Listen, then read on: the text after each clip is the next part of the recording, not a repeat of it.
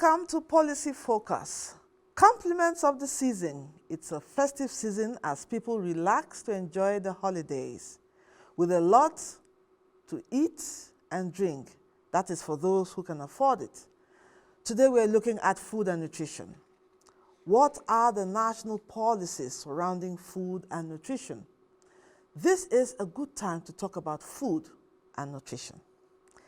Nutrition is a process of consuming, absorbing, and using nutrients needed by the body for growth, development, and maintenance of life. To receive adequate, appropriate nutrition, people need to consume a healthy diet, which consists of a variety of nutrients, the substances in foods that nourish the body. A healthy diet enables people to maintain a desirable body weight and composition, that is, the percentage of fat and muscle in the body, to do their daily physical and mental activities and to minimize risk of disease and disability. What does the National Plan of Action on Food and Nutrition in Nigeria entail? We will find answers in the course of the program. Welcome to the program. I am Lydia Odije Ochi.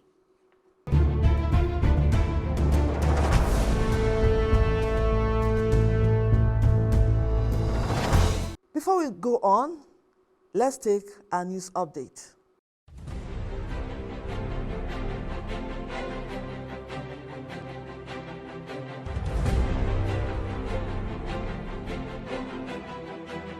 The festive season is a time of joy and celebration in Nigeria.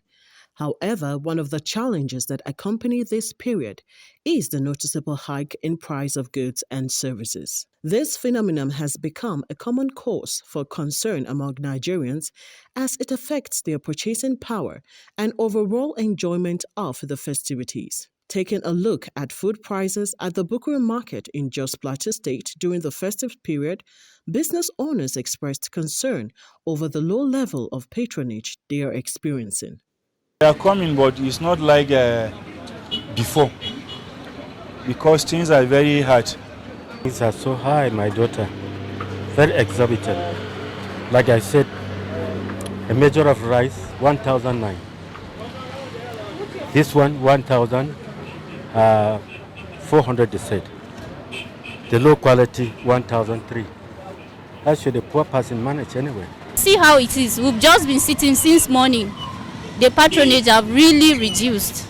As of yesterday, the price of a bag of, let's say, carrots was about 45. But what we are hearing today is about 50. So we are still going higher. Buyers, on the other hand, are not left out as they poured out their fears about the hike in prices and the lack of purchasing power as there is lack of money in circulation. They added that they will not be celebrating the Christmas in a flamboyant manner as in the previous years. Well, things now is very difficult compared to last year, but we are just trying our best to see that we celebrate it. For us parents, it's very difficult, but we try to see that at least we make our children, make it for them to celebrate the Christmas. It's something that's a worth celebration. A call was made on the government and critical stakeholders to pay attention to both social and economic factors affecting prices of goods, services, and the quality of life of every Nigerian. From Bukuru Market in Jos Plateau State, Chana Ejoga reporting for Nipss Policy TV. It's new, it's fresh, it's all about policies and strategies. Watch out for Nipss Policy TV programs on NTA News 24. Tune in on Mondays, Tuesdays, Fridays, and Saturdays, 11 a.m. to 12 p.m. on DSTV Channel 419, GoTV Channel 26, Star Times Channels 101 and 433, and Free TV Channel 703. Miss this and miss out on policies that will affect you and our country. Join us.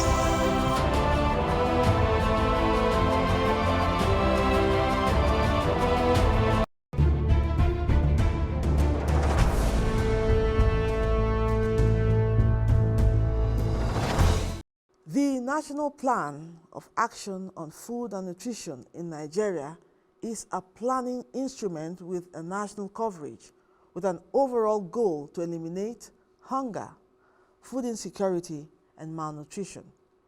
To give us more knowledge and insight towards realizing this goal, we have Ayodele Gbemileke, a Senior Program Officer, Nutrition International. Thank you for joining us, Ayodele. Thank you very much. Now, what are the set targets to address the food and nutrition problems in Nigeria?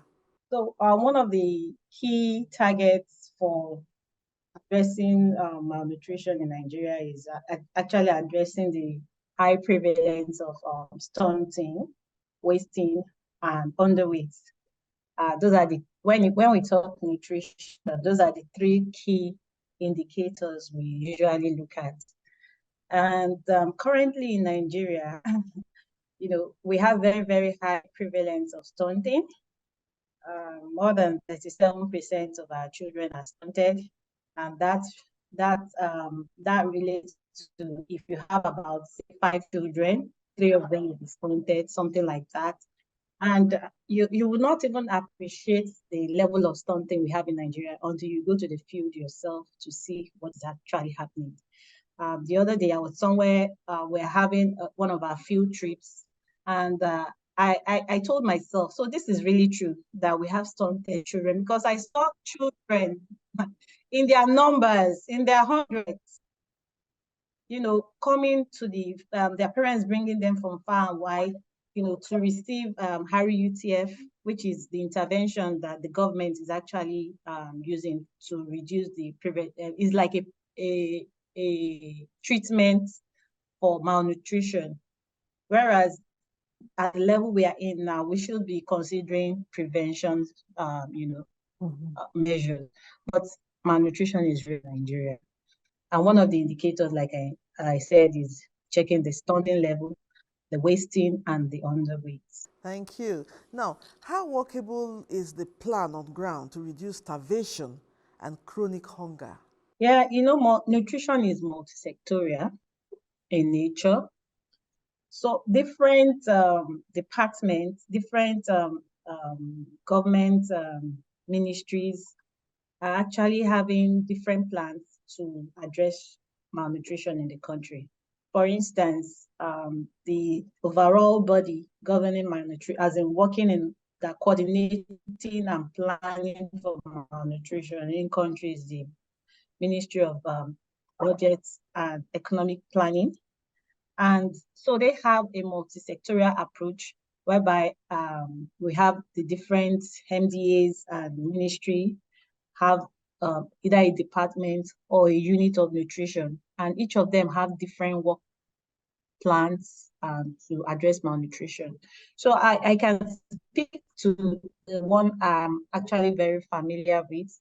That's the NSPAM, which addresses issues around infant and young child feeding. Now we are actually transitioned to MYCIN, that is maternal, infant, and young child nutrition in Nigeria. Mm-hmm. That's a preventive measure where the different guidelines addresses issues of the mother and child.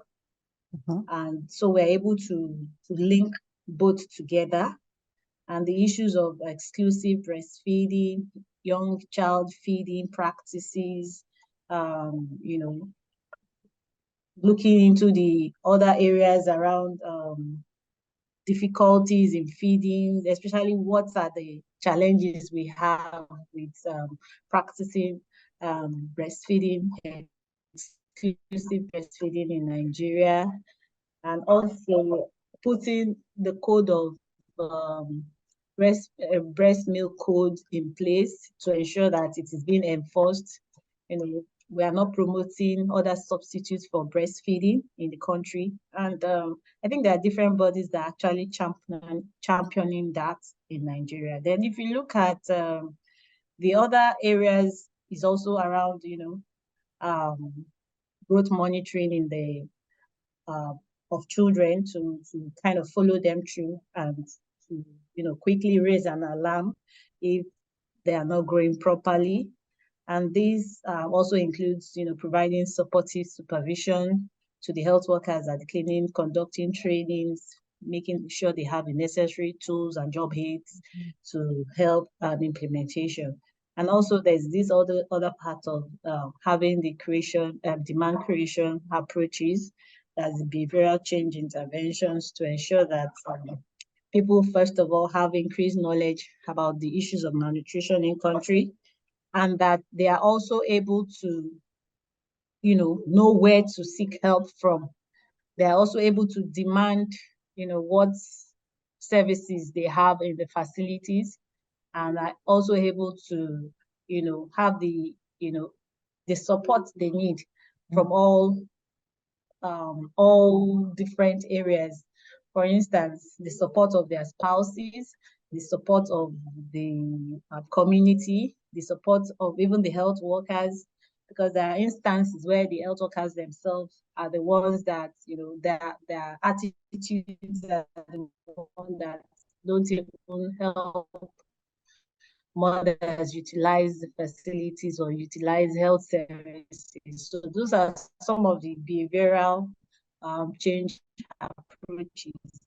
Can you give us an assessment of malnutrition or undernutrition, especially among children, women, and the aged in Nigeria?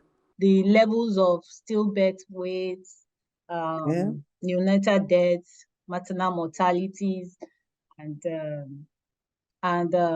age, gestational age at delivery. Those are some of the indicators that help us to know how well we are doing when it comes to nutrition in country. And of course, Nigeria have very, very, very, very alarming statistics. If we were to check the records, very, very alarming statistics. I know when it comes to stunting, we are second to India across the globe. Wow. So we actually contribute hugely to the levels across the globe. It's an understatement even that I'm just mentioning. So we really have a lot to do when it comes to addressing malnutrition in country. Now, let's talk about a very crucial aspect of nutrition. Sanitation and hygiene is crucial to well-being, no doubt about that. How available is safe drinking water in Nigeria? I think the angles of having safe, it's actually becoming better. The awareness is becoming better. I remember from experience that while we were growing up, especially in the southern parts, we used to have issues of, cholera and all of that because of drinking bad water. But now we have pure water everywhere. We hardly have issues of that again in the south. Pure water, people can easily have access to safe drinking water. But in the northern parts of the country, there are still, areas to address issues of having safe water for drinking. Just a moment. We are still having those issues in the northern part of the country, but I think the government is actually being proactive when it comes to that, giving a safe water for the populace. Of course, in some hard-to-reach communities, it's still a very far cry. People still go to the streams, people still go to the rivers, they still bathe there and drink the same water. And of course, there's usually this outbreak of cholera we have in the northern parts that goes round, especially to the western states. There's still a lot to be done, but I think government is gradually becoming proactive when it comes to that. All right. How enlightened or aware are Nigerians to nutrition and diet? There are some trends we see around nutrition and the diet, and the trends are quite different in both areas. Let me start with the northern parts. There's this popular saying, in fact, we actually crack joke around it, that we have different varieties of food, We have the animals, they grow the animals, they rear the animals, sorry. They grow the yam, they grow the vegetables. And then what do we see? They sell everything down to the south. And, they bring all the onions, the yam, the veggies, the animals. We have, wide range of food varieties grown in the north, but we find that most of them actually sell this to earn money. We don't eat money, but that's the sad story. And the knowledge of actually making do with what is available in the environment is actually very poor. We find a regular family in the northern part. We eat tuwo in the morning, the remaining, eat it in the afternoon again. In the evening, repeat the same meal. So we have this repetition of meals. I don't know. This is not about it's not about the culture, because we did a research sometimes about the locally available foods in the northern parts of Nigeria, in one of the particular states there. And we realized that we have different rich varieties that are almost going into extinct. We have the dambus, the miyan cookers, the different soups from groundnut meals, from wheat meals, and well, we can say the knowledge, I think we have not done well to pass this knowledge to the next generation. We find that when we now assess what the regular families are eating, we find just repetition is that they eat from one group of food class.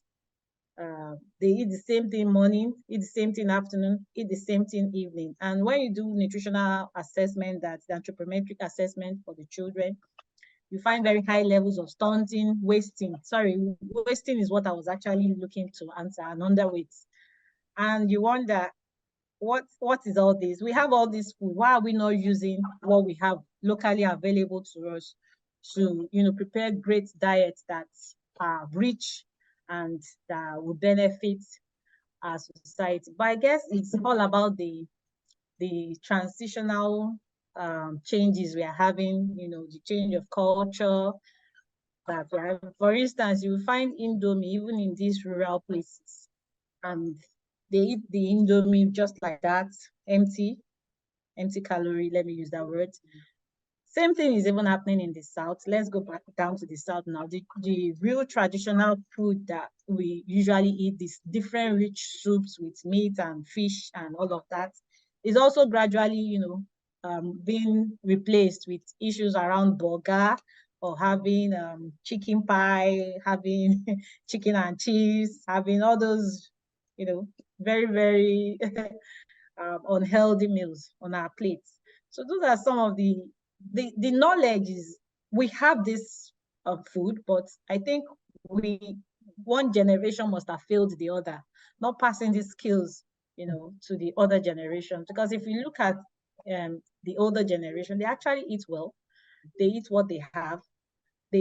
Their tastes are very great. They don't prepare food with billion cubes all over the place. They have rural, how do I say, traditional ways of preservations that are healthy. We don't have high rates of cancer in those days.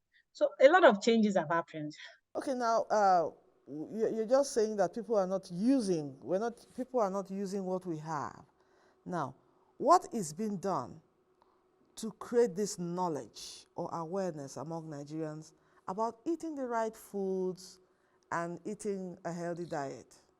So in Nigeria, we have different approaches now. I think it's something we are starting to see as a country. We are gradually, implementing some,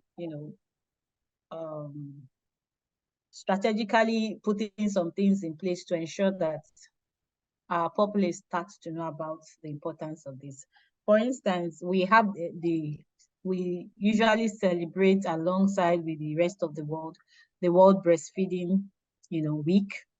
And this week-long activities is just to enlighten mothers, the families, the communities, the different institutions about the importance of exclusive breastfeeding, zero water campaign, telling that children should start strong, because if we get it right in the first 1,000 days for the children, then we have gotten it right for the rest of their lives.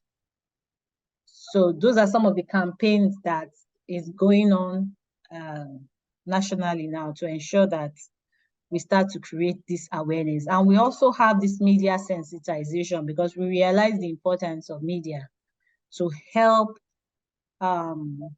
propagate the messages across the different platforms. We now have the there's a national media nutrition team among the media houses in Nigeria now, and they are actually being trained, being sensitized to know the importance of nutrition. And the last time Nutrition International did sponsor the training of this group, and some of the comments that we keep hearing was that they didn't know about this before. So this is how serious the issues of nutrition is in the country. What can we now do? So, everybody is gradually taking their roles to ensure that we are able to let the people know where we are when it comes to nutrition, that we are not doing so well at all. And then we also have the National Nutrition Week campaigns.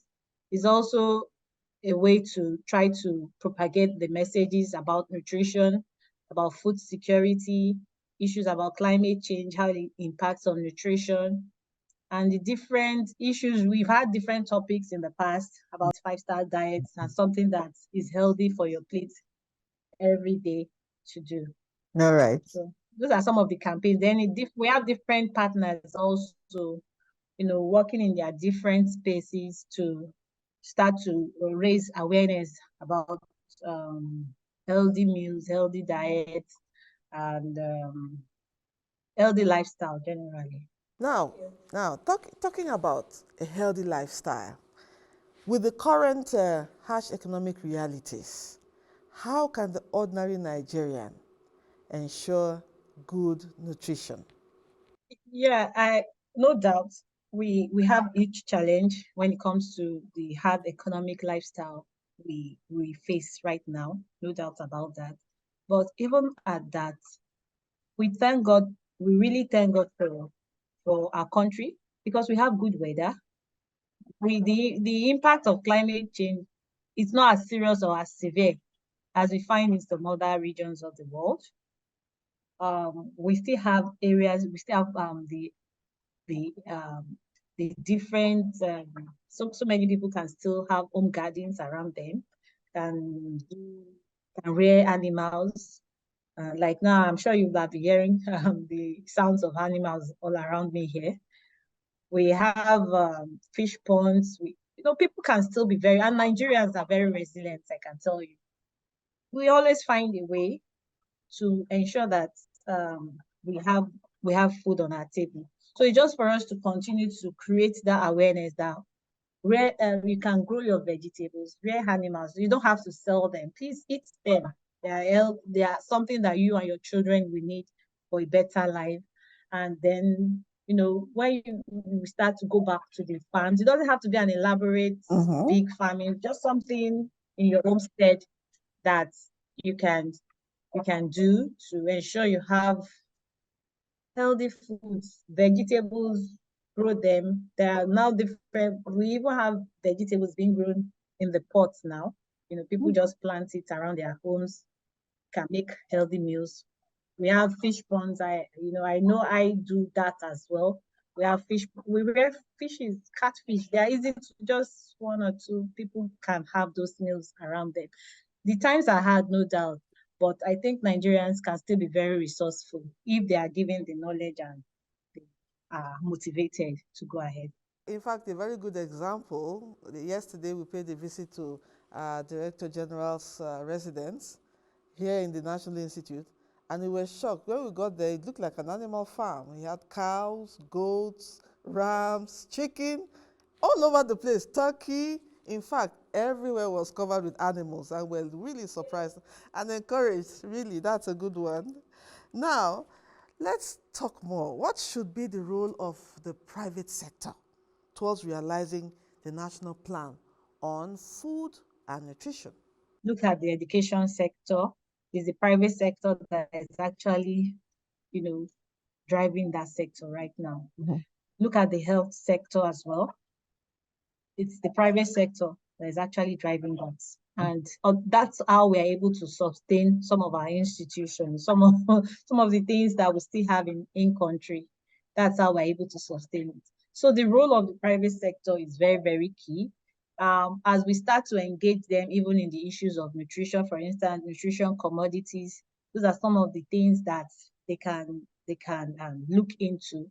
We are now in Nigeria, we are considering transitioning from iron and folic acid to multiple micronutrient supplementation. And some of the areas we are already looking at is how can we sustain to ensure that we have the commodities in country.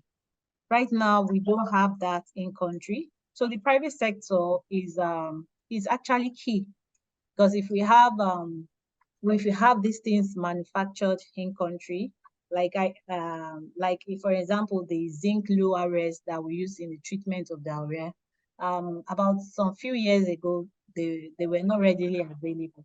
But with involving the public sector and the private sector, I mean, to collaborate with the public sector, we now have zinc low RS everywhere, and it's accessible and it's at a cheap rate.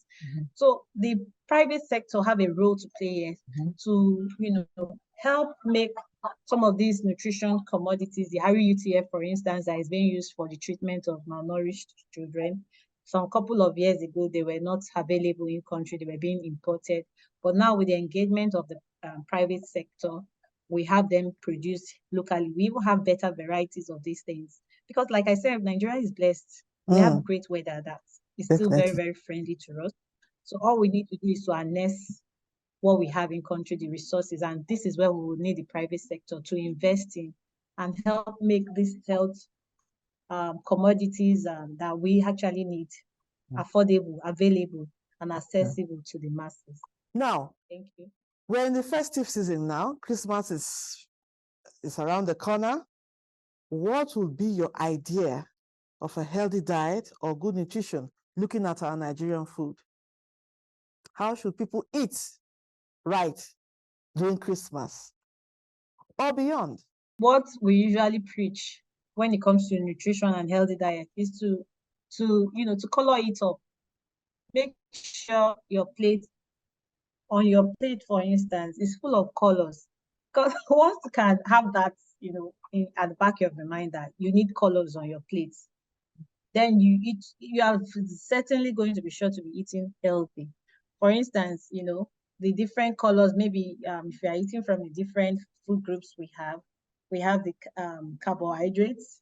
Those would some of those ones will put the white colors around your plate. You have the protein. Those will help some of the brown colors you need, both animal and plant protein. You have the vegetables. Those will help put different colors. You have the green vegetables, you have the red vegetables, you have the white, the cabbage, you have the oranges, you have the peppers. So once you have that understanding that anytime I'm eating my food, I should see colors. As simple as it is, it goes a long way to help you have a great diet. Now, looking at the national policy on food and nutrition, in your opinion, what are the strengths and weaknesses as we round up this interview?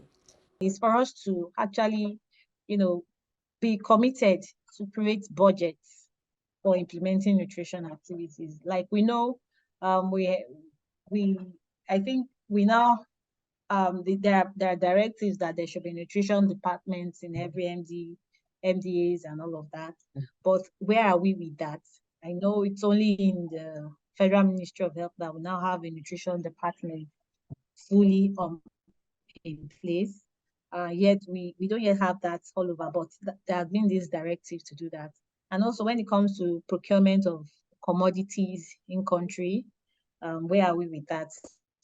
Our government needs to be more proactive to, to take ownership and to implement the policy. Yes, we have all of these policies, but some of the limiting factors are the implementation of the policies. It's erratic here and there. It's not fully implemented as the guidance are. So we need to actually take the bull by the horn. We have great policies in country, I must say. All right. Okay, now, finally, before we let you go, um, what will Ayodele's plate on Christmas Day look like? What will it comprise of? Like I said, that's have always been my idea to make sure my plate is full of colors. Once I have different colors on my plate, I'm sure I'm eating healthy.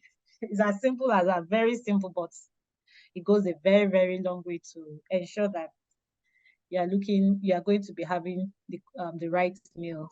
So anytime you are eating any food and it's all white, you don't have it complete yet, or it's all brown, you don't have it complete yet. So make sure you mix the greens, the yellows, the reds, and have your food balanced, adequate, and well nourished. All right, thank you very much, Ayodele Gbemileke, Senior Program Officer, Nutrition International. We want to wish you a Merry Christmas and a Happy New Year. We hope you can have you some other time to educate Nigerians. Thank you indeed. Thank you very much, ma'am. Thank All you. right, Have a God great bless. Merry Christmas and a Happy New Year as well. Thank you so much. Goodbye.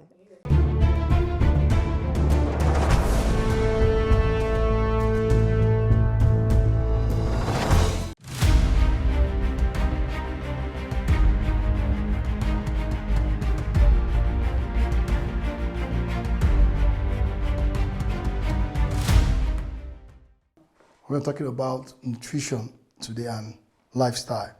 So nutrition is a process of taking in food and converting it to vital energy and alter other nutrients for growth and life itself.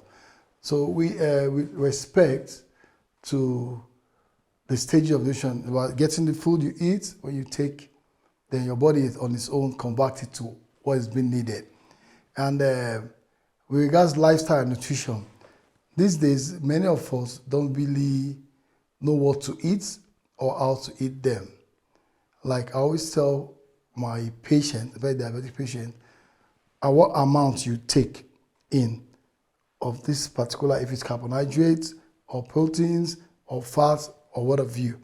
Because at every point, there's actually deficiencies of each of those nutrients that can actually cause you health problems. Like if you look at too much carbohydrate, we know it's insulin that is the issue there. So for insulin, once you take in, you want to balance your diet, a very diabetic patient, you want to, okay, let's take this portion of that and that of this. In all, I'm not a nutritionist, but I know that too much of carbohydrate is not actually ideal for the diabetic patient. Why? With regards to other nutrients, not just food, but say even salt, can be taken like Maggi and salt. So if you take in too much of salt and Maggi, it could actually fall down and your BP gets too high. You know, on a normal basis, most persons can actually get salt and Maggi. But you that is hypertensive, when you take too much of this salt and Maggi, it makes your BP high and all the gamut of cases that tend to happen. Why? With regards to people and work, that's why we spend most times working. We spend most times working that we forget to take what are the basic things we actually need. Like take for instance, a worker can just be, you're given a target, so you want to work all the while and starve yourself, which is not healthy for your system because your body takes what you eat and converts it to your health. So most times, it's always best we find a way and plan to actually get what we actually need. If you ask me, I always say we should always try possibly every year or once in a year, you want to check up a dietitian to tell you what to eat and how to eat them, in what amount. Not what not to eat. Say, don't eat this or eat that. No. The aim is to tell them what to eat and how it's being provided. What are the basic things we see in our environment that we should take in instead of all this junk food. that we actually delve into most times. But in all, I believe that healthy eating translates to an healthy person. Once you eat good food, you may not need to come to a doctor. Regardless of what people should eat at every phase in life. For kids, they can actually take lots of carbohydrates because they are actually energetic. They move around, they play around, which is necessary to burn the excess sugar in. While for youth and teenagers, you can take the same stuff, there's energy, you move around. But for the elderly, you want to avoid as much sugar as possible. Healthy living, as much sugar as possible should be avoided. You can take honey in place of sugar. You can get other stuff, fruits, vegetables that makes it get a balanced diet, eat little of carbohydrates, more of proteinous food and vegetables. Lots of fluid, alcohol should not be involved. Lots of water, you don't bother yourself about alcohol. When you take lots of water and those vegetables, then you're good and fine. Regards nutrition and this festive period, people need to be aware of what they eat, how they eat it, and where they eat. Like I always say, you must not overfeed yourself because it's a festive period. So you want to eat what in moderation, and you know where you eat those stuffs, because take your system into consideration that my system, maybe if I eat this or this, too much of that, what happens to you? Though those are immediate complications. What about the long-term effect of these things? Maybe there's this food averse that you don't want to take this food again because it's disturbed you a couple of times back when you took on the Christmas. All this, even when you take it, when you're supposed to, it's supposedly good food that you're supposed to eat, because of the fear of what happened during this festive period. You say, I don't want to eat food again, and you must have been losing much protein or carbohydrates. A lot of nutrients will just go down the drain. So you say, what do I do? So you want to watch what you eat, how you eat it, and in what quantity you're taking these meals. Sometimes you may say, this is a festive period, let me eat a lot of meat. And eating too much meat, you now find that as you take that meat, you start stooling or vomiting. Then it makes you have that phobia for meat, subsequently making you lose lots of vital nutrients. In the end, you say, what do I do? And you come down with so many health complications that you don't require. So in all, what we're saying is that watch what we eat, how we eat them, and in what quantity we take this meal.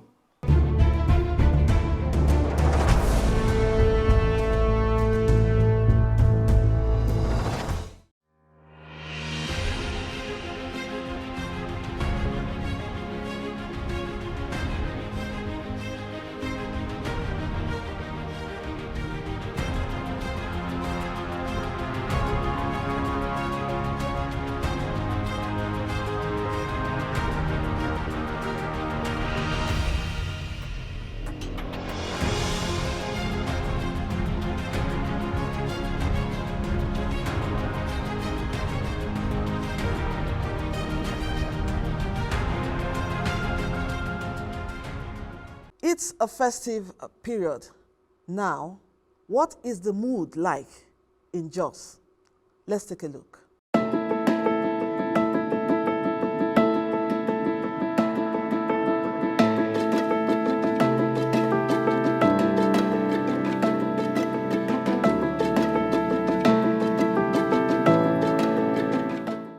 Well, things now is very difficult compared to last year, but we are just trying our best to see that we celebrate it. For us parents, it's very difficult, but we try to see that at least we make our children, make it for them to celebrate the Christmas. It's something that's a worth celebration. A measure of rice, 1,009. This one, 1,400 they said. The low quality, 1,003. That should a poor person manage anyway. The cost of living in Nigeria is so costly. So with us, retired pensioners since some years back. Pension is nothing to. Whether one would, but we will try. They are talking about 9,000, 10,000 and above. Oh, you have not even bought yet? Yes, we are just, we are trying our best anyway. We will buy it, we must buy it. No problem. Yes. But how many did you buy last year? As the number of the chicken, Yes. my family, at least I try to get like 3 for them. So are you hoping 3 to buy or 4. 3 or more this You know, 4 for Christmas, then 2 for New Year. Okay. But this year, looking at things, I think one will have to reduce it to maybe, if I can get like 2, then 1 for New Year. My family is just a family of 4, so. Last year is a little bit fair than this year. I can see you also bought milk. I bought milk. How much did you get it? They said a measure of milk like this is 4,000 naira. And I was unable to buy one. So I asked them to give me a big milk tin of milk by 550, which means the 2 of this, just 2 tin of milk, is 1,100 naira. Then sugar is 2,000 naira, a measure of 2,000 naira. I bought half measure, 1,000 naira. So terrible. We're just managing life. Everything is moving normal. At least people are buying good in much quantity because we are approaching the Christmas. So at least everybody like me, I'm into cosmetics business. So like people want to look good and beautiful. So at least always they normally used to come and buy creams and body oil like that so that they will look so fresh and beautiful like that. Because at least on that very day, people look so good and fine for the day. Well, the market is a bit slow because due to the dollar rate and people have not been patronizing, and it's quite difficult for people that are trying to look for food not pairing with. So the market is not actually moving. Yes. I'm here in just Bukuru, the Orua Bukuru. Okay. Yes. So are you traveling? You're from Plateau State? Yes. Oh, so no need. Yes. But I used to travel for village. Okay. We do used to have a festival, New Year festival. I'm from Panshin, Balang Chipang. Okay. So we used to have Balang Day on the New Year first. So that one for sure, I don't want to fail that one. So with the hike in transport prices, We'll are you manage, traveling? we'll manage, You must travel. we'll manage. Wow. I will just try. For the love of culture. Yes, Okay. but we are trying to minimize things, you know, looking at next year, looking at these school are fees. resuming. Yes. Okay. Yeah. But with that, we must celebrate. We'll try our best. Merry Christmas. Thank you very much. You're welcome. Keep watching. Keep watching. Keep watching Nipss Policy TV.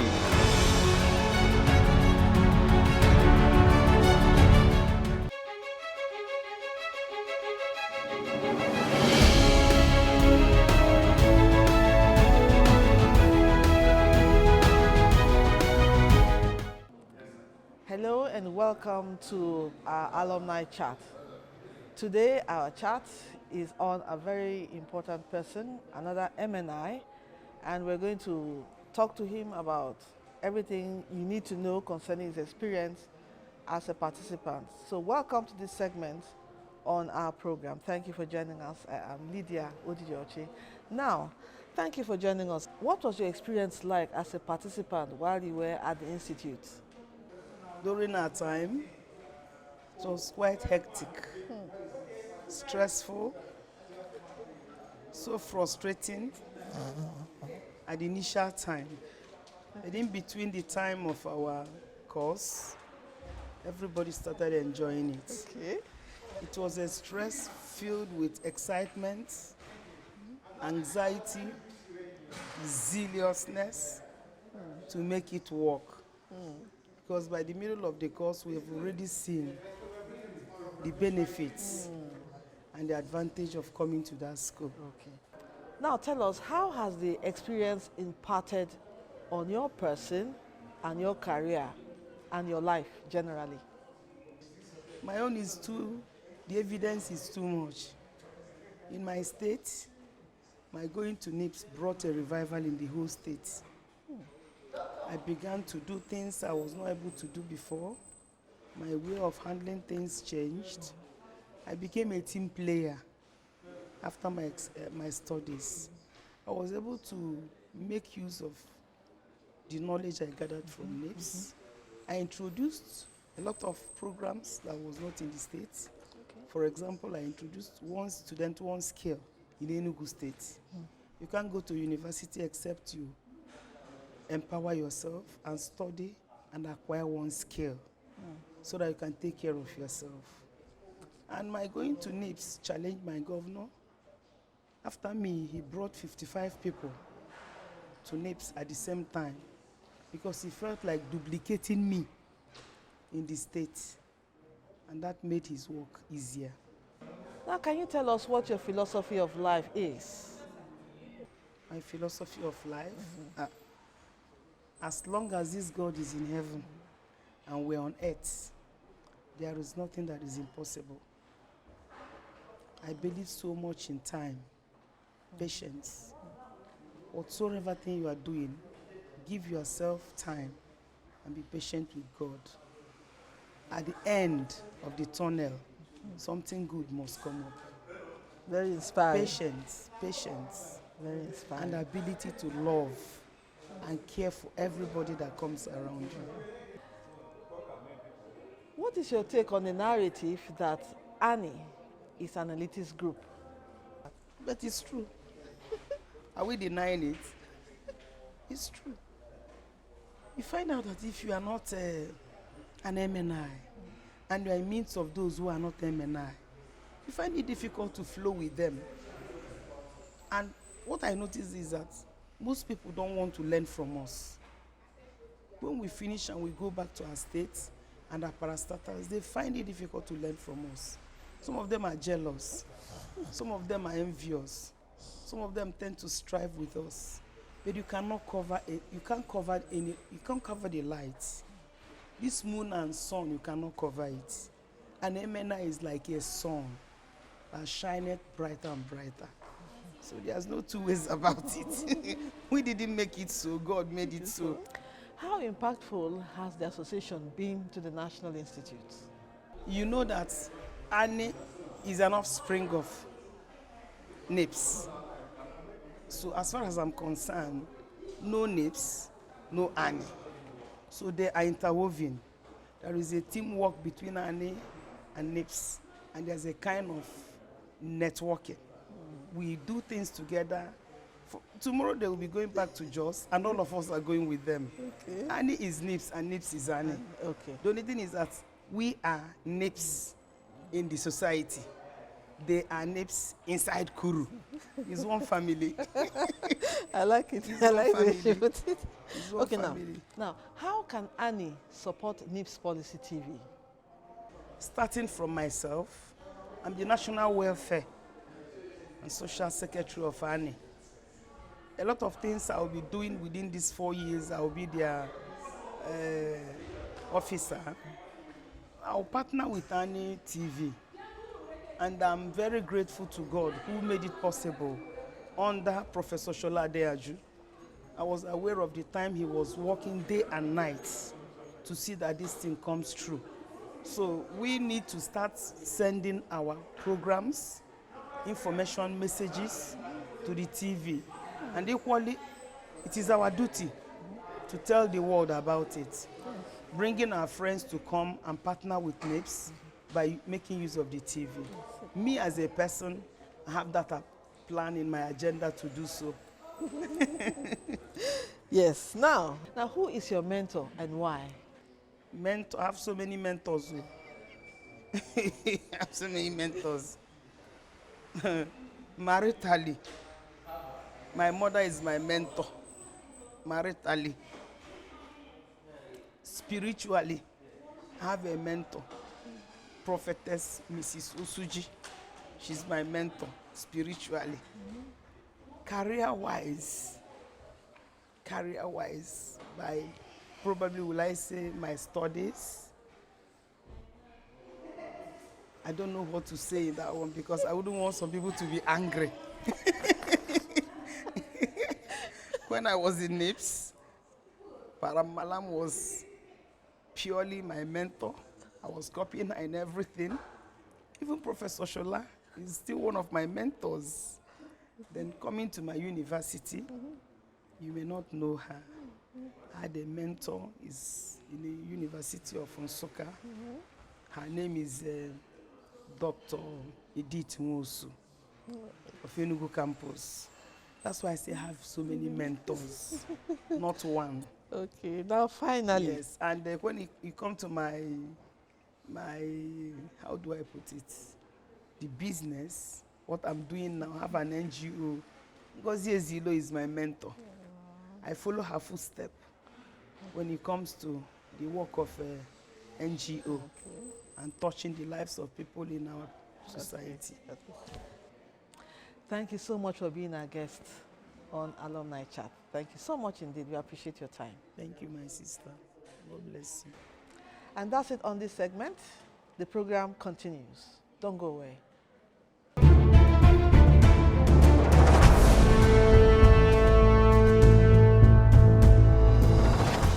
Keep watching. Keep watching. Keep watching Nipss Policy TV.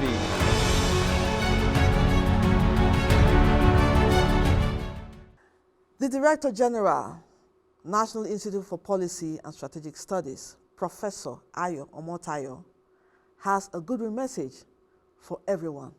Listen. Let me use this opportunity to wish all Nigerians a Merry Christmas and a Happy New Year. Most especially, I want to state that the National Institute for Policy and Strategic Studies that I superintend over is a very important component of the Nigerian system. We are Nigeria's highest think tank, and I want to use this opportunity to greet all Nigerians at this time and assure us that 2024 will be a better year for all of us.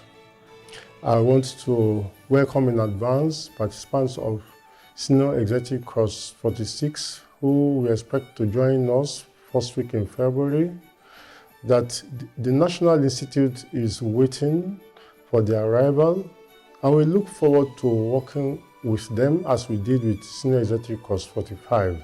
I must not forget the good people of Plateau State, our host state, for all of their support to us. We thank the governor, we thank the Bongre, and of course the Bongom of Jos for the support that they give the Institute all the time. We must not forget our security personnel, all those who have made Nipss a secure place in 2023. We wish you Merry Christmas and a Happy New Year in advance. And I pray that our country grows to see a better Nigeria in 2024. God bless the Federal Republic of Nigeria. Thank you very much. The National Plan of Action on Food and Nutrition provides opportunities for multi-stakeholders' involvement in program design and implementation, including resource mobilization. Program implementation shall be decentralized and coordinated, monitored and evaluated using input, output, and the expected outcomes indicators. The National Committee on Food and Nutrition will play a crucial role in this regard to ensure the achievement of the goals and targets of the National Plan of Action on Food and Nutrition. That's our package. Hope you have been well enlightened on issues surrounding food and nutrition, as we wish you a happy Christmas and a happy, prosperous New Year with good nutrition. I am Lydia Odijiochi. Take good care of your health and see you next time. Bye-bye.